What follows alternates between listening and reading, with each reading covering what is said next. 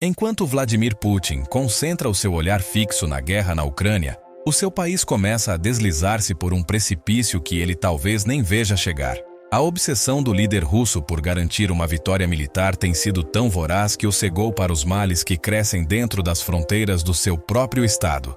Tensões subterrâneas fervem sob a aparência de normalidade.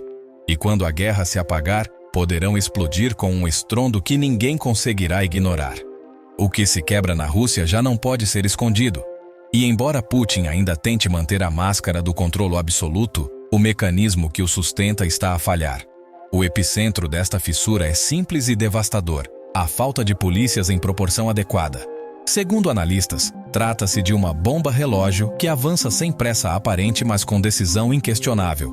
O regime que baseou o seu poder num estado policial, que contou com forças que impunham disciplina, obediência e medo, agora observa como esse mecanismo começa a enferrujar. Se os agentes desaparecerem das ruas, a ameaça já não virá apenas de fora, poderá vir de dentro. O artigo do analista Chuck Pfauer alerta que desde a invasão de fevereiro de 2022, 1 em cada 3 vagas policiais permanece vazia. Esse número não é um simples dado técnico. Significa que patrulhas que antes podiam responder em minutos hoje demoram horas. Que unidades inteiras no sul ou no leste da Rússia mal têm presença real. As esquadras muitas vezes estão meio ou totalmente desertas. E onde há agentes, trabalham em jornadas intermináveis, carregam com esgotamento e frustração. Ao mesmo tempo, outro relatório, da The Jamestown Foundation, recorda que embora a Rússia ostente muito mais polícias por habitante do que os Estados Unidos ou a União Europeia, aproximadamente 2,5 vezes mais do que os Estados Unidos, o problema não está nesse número, mas no facto de o modelo exigir ainda mais para sustentar o controle que o Kremlin pretende. A força superdimensionada não se renova, não se substitui, não se mantém. A epidemia de vagas contagia todo o sistema. E agora convém parar um momento nos mensagens oficiais recentes que evidenciam esta crise. Aqui vão pelo menos 5 comunicados ou declarações que demonstram que o poder sabe que algo está a falhar. Em 2023, Irina Kalbfleisch, chefe do Departamento Financeiro Econômico do Ministério do Interior, avisou que havia 100 mil vagas por preencher de um total de 700 mil funcionários, e que a questão de ter um polícia na rua é muito aguda e urgente. Em março de 2025, o ministro Vladimir reconheceu publicamente que faltavam 172 mil membros na força policial, perto de 19% do total. Em junho de 2024, durante uma reunião no Kremlin, Putin afirmou que as pessoas que decidiram conscientemente servir a pátria devem ocupar gradualmente certos postos. Uma mensagem que apontava para os veteranos de guerra e, veladamente, para os condenados que regressam. Em dezembro de 2022, foi assinado um decreto com o objetivo de aumentar o efetivo policial até 938 mil para 2025, mas esse número jamais foi alcançado. Em setembro de 2023, a cadeia BBC, no seu serviço russo, informou que os agentes estavam queimados, decepcionados e confusos, com salários que não acompanhavam a inflação e com opções mais lucrativas fora da força policial. Este conjunto de declarações não é casual. Revelam que a crise não está oculta, está reconhecida, embora sem solução eficaz. E essa é a parte mais assustadora. Como pode um Estado que baseia o seu domínio na violência e no controlo permitir-se uma fuga do seu próprio aparelho coercivo? Para compreender o alcance real da decomposição interna, vejamos 2 listas esclarecedoras. Fatores-chave que impulsionam a fuga de polícias para o exército ou para fora do serviço, salários estagnados. Em 2023, um oficial de patrulha podia ganhar cerca de 38 mil rublos por mês, ou seja, o equivalente a cerca de $380 na altura, menos do que um caixa em Moscovo. Diminuição dos benefícios informais. Os subornos e cobranças que outrora complementavam o agente têm sido alvo de purgas internas, o que reduz o incentivo para permanecer. Oferta militar mais atrativa. Os contratos militares podem incluir bônus de entrada até 200 mil rublos e salários anuais semelhantes para recrutas, quase o dobro do que recebe um polícia médio. Mudança de estatuto social. O militar que combate na Ucrânia recebe maior reconhecimento público do que o agente que patrulha ruas meio vazias. saturação e esgotamento. As esquadras com poucos agentes transformam-se em centros de estresse e sobrecarga, gerando desgaste físico e psicológico. Consequências diretas já visíveis do déficit policial: aumento dos tempos de resposta a incidentes. Com menos agentes disponíveis, os cidadãos do sul e do leste da Rússia relatam sentir que a polícia já não chega. Redução da prevenção do crime, patrulhas menos frequentes, presença policial mínima, vigilância comunitária quase inexistente. Crescimento do crime violento, homicídios, assaltos à mão armada, agressões com armas ilegais têm aumentado em regiões-chave. Regresso de combatentes com experiência. Milhares de soldados voltam da frente com armas, treino e mentalidade letal, entrando em comunidades desprotegidas. Emergência de milícias de vigilantes ou bandos informais em zonas rurais ou suburbanas, que substituem o Estado que já não consegue impor ordem. Agora lembremos-nos de que Putin dependeu da maquinaria policial para manter o seu regime. Essa maquinaria implicava medo, detenções arbitrárias, o risco do gulag para quem ousasse desafiar o líder. Mas quando essa força se enfraquece, o controle começa a desfazer-se. E o que torna tudo ainda mais grave, foi o próprio que permitiu que se enfraquecesse. Durante a invasão da Ucrânia, milhões de recursos e milhares de homens foram destinados à frente. Mas a retaguarda começou a ressentir-se. Enquanto todo o foco estava no teatro de guerra, na terra estrangeira, o teatro interno transformava-se em caos latente. Eram precisos polícias, mas muitos voltaram-se com entusiasmo para a guerra ou foram recrutados como criminosos convertidos em soldados. E quando o Ministério do Interior reconheceu a escassez de pessoal, um déficit de 18,3% na Polícia Nacional e de 23% no serviço penitenciário, a resposta foi praticamente nula. Em vez de reforçar as ruas, desviou-se a vigilância para a exportação do conflito militar. O resultado é que a vigilância interna se relaxa e o perigo interno cresce. É importante que compreendamos, não se trata apenas de estatísticas frias.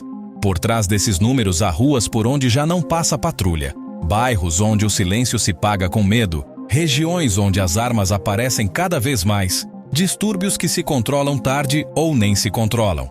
E como assinala Farrer, quando há menos polícias, os tempos de reação aos incidentes prolongam-se, e a polícia preventiva caiu. Por que aconteceu isto? Entre várias razões destacam-se: os salários baixos de longo prazo, salários que não acompanham a inflação, já denunciados em 2023 pela BBC. Um oficial entrevistado na zona de Rostov confessou: naquele tempo ganhava 50 mil rublos. Mas agora, depois da inflação, isso já não chega. E os que tinham experiência, treino, aptidão para patrulhar, em vez de ficar, foram-se embora. Alguns agora conduzem táxis, outros trabalham como estafetas. Ganham o dobro do que ganhavam como oficiais de polícia.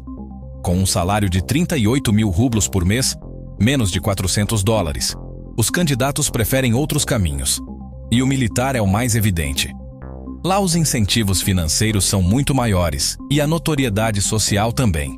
Além disso, as fileiras da polícia esvaziam-se ainda mais porque o perfil ideal tanto para a força policial como para o exército é o mesmo jovem homem que agora prefere o uniforme militar. Por outro lado, os homens que outrora se teriam alistado como oficiais de polícia, muitas vezes estão hoje na frente ou ocupados em tarefas militares. O fator dos veteranos que regressam da frente acrescenta outro nível de risco. Estima-se que mais de 500 mil de soldados já tenham regressado à Rússia desde o início da invasão. Muitos voltam com feridas, físicas, mentais, com armamento, com treino, com ressentimento. E alguns deles já cometeram crimes graves. Um relatório de junho da Global Initiative Against Transnational Organized Crime indica que estes retornados assassinaram ou feriram gravemente centenas de civis russos. Um oficial de polícia na Rússia, identificado como Grigory, relatou um episódio arrepiante. Há 4 anos, meti-o na prisão por 7 anos. E aqui está ele outra vez à minha frente dizendo: agora não podes fazer nada a gente. Agora é a nossa vez. A vez dos que derramaram sangue na operação militar especial. Esse confronto simbólico resume a mudança de poder. Os soldados regressados, incluindo criminosos que foram para a frente, sentem-se donos do futuro. Entretanto, o Estado que os deveria conter não tem força suficiente para o fazer. Nesta equação, A guerra que Putin trava na Ucrânia transforma-se em combustível para um incêndio interno monumental. Porque os homens que se enviam para combater, para talvez morrer, podem voltar com ódio, com armas e com a convicção de que já não tem nada a perder. O sistema policial não está preparado para essa avalanche. E quando somamos a crise de alcoolismo, um velho estereótipo russo que agora se confirma com um aumento notável desde janeiro de 2024, a tudo o anteriormente dito, o panorama torna-se ainda mais sombrio. Dois vetores de desestabilização juntam-se. Homens armados, experientes, ressentidos e uma sociedade onde a desolação, a brutalidade, o caos da guerra minaram a trégua interna. Álcool mais armas mais espaço vazio igual combinação explosiva. Putin poderia ter 3 caminhos para travar a implosão, mas até agora está a ignorá-los. Poderia aumentar realmente os salários e as condições da polícia. Recrutar os veteranos e oferecer programas de reintegração com incentivos reais. Ou tentar sufocar qualquer violência organizada através do aparelho do Estado, como fez com a rebelião do Grupo Wagner em 2023. Mas os 2 primeiros mal começaram, e o terceiro implica usar os mesmos meios repressivos que estão quebrados. O decreto de 2022 fixou um objetivo concreto: chegar a 938 mil polícias para 2025. Mas não só esse número não foi alcançado. Também não se traçaram caminhos claros para motivar os veteranos, muito menos para transformar os condenados em funcionários da ordem.